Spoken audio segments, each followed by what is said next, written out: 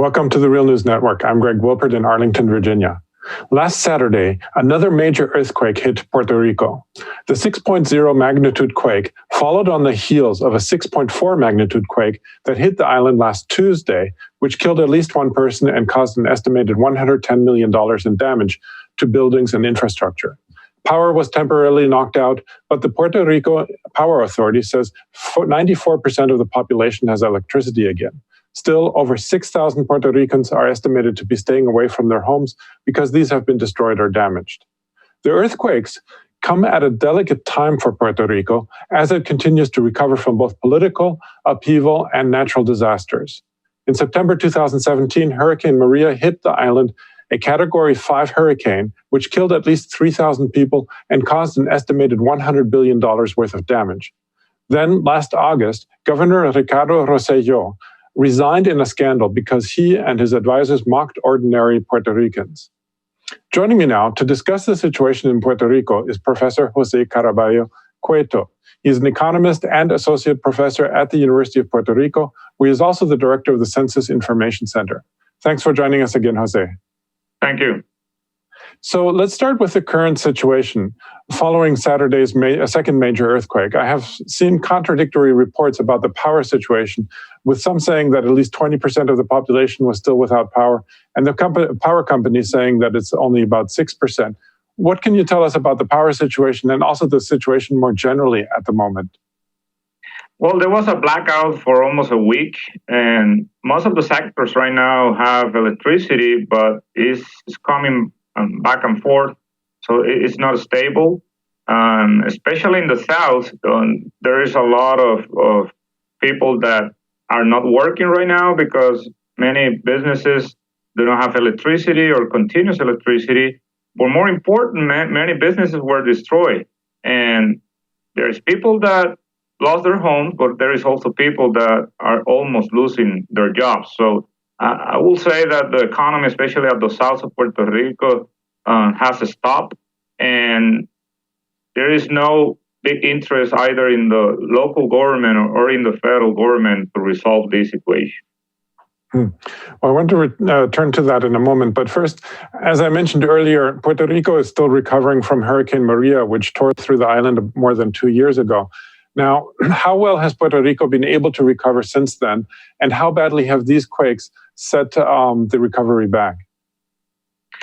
Well, that's a very important question. Yesterday, I was in Guanica, which is the county that was the epicenter of this earthquake. And I say the ongoing earthquake because we have had more than 500 earthquakes since December 28th. So there is a lot of people there afraid that the economy has halted. It looks like a war zone there. And I talked to a couple of refugees that are in improvised shelters about, have you seen anybody from FEMA here? And they say, no. Actually, my house the roof of my house was destroyed with the hurricane. It took a while to repair it. And now the structure, especially the walls of my house, are destroyed. Now I have a roof, but I don't have walls in my house. So I have to be in an improvised shelter. That the only people that have bringing humanitarian aid has been local organizations and individuals that wants to show solidarity, but there is, as I said, no interest whatsoever in the local and the federal government. Well, that's exactly the issue I want to turn to now. The U.S. government is supposed to disperse $18 billion in aid, but the Trump administration is refusing to do so, arguing that corruption in Puerto Rico would make disbursement pointless. Now, Trump is withholding this aid, even though Congress recently mandated the immediate release of $8 billion worth of aid. Now, what's your reaction to the Trump administration's argument about corruption as being the reason for or justification for holding back aid?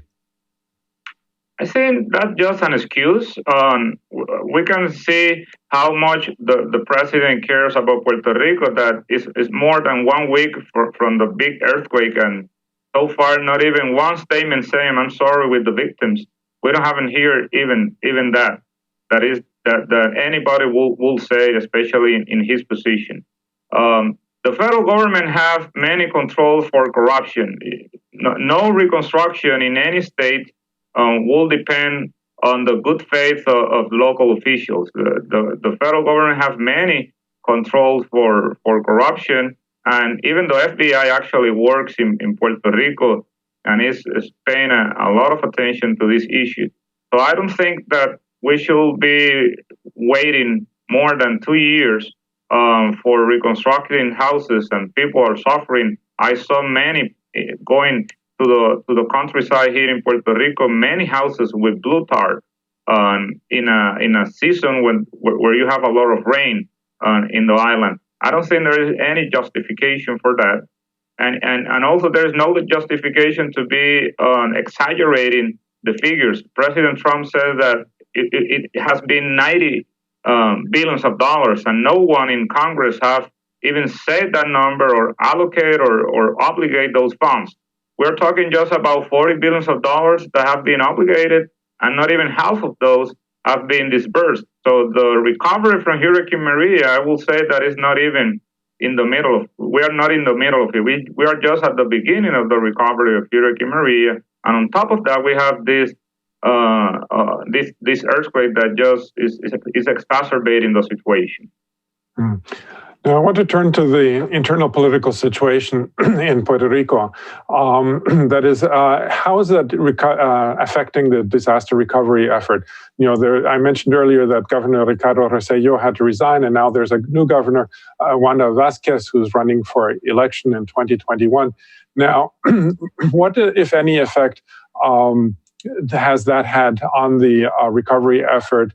And also, can you talk about the referendum on statehood that's scheduled for later, I think next year or this year? What impact might that have on the situation right now?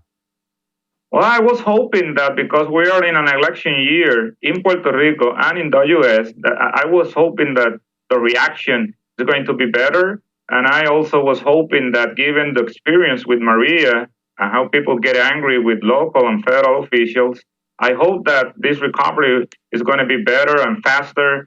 But I think history is repeating itself right here. There is a big disregard about this new government that we have new governor that we have in Puerto Rico, because most of the officials are the same one that used to work with the previous governor, and they really are not paying attention, not even having a plan to how to address this disaster. Some people are talking that we have to evacuate people from the south and move it to other parts. I'm not even sure how they're going to do that. There's a lot of poor people there. Actually, Guanica will qualify as the poorest county in any U.S. territory. It's 65% of the population that is poor there. How are you going to evacuate that population?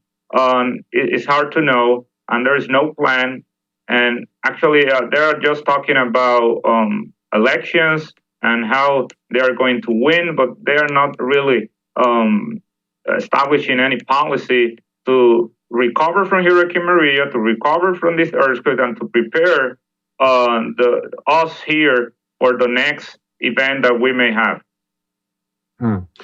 Okay, well, we're going to have to leave it there for now. But I was speaking to Jose Caraballo-Cueto, Associate Professor at the University of Puerto Rico. Thanks again, Jose, for having joined us today. Thank you. And thank you for joining the Real News Network. Thanks a lot for watching. Appreciate it. But do us one more solemn favor. Hit the subscribe button below. You know you want to. Stay up on the videos.